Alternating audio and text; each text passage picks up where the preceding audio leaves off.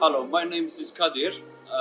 We are restaurant in North London. Normally our capacity is like 300 people, but because of the coronavirus, we just only do takeaway for now.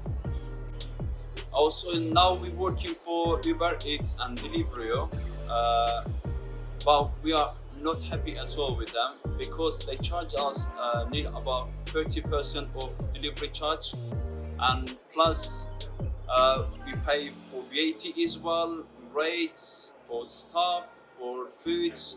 They cost us more than like our profit, and that's why we are not happy with Uber Eats and Deliveroo.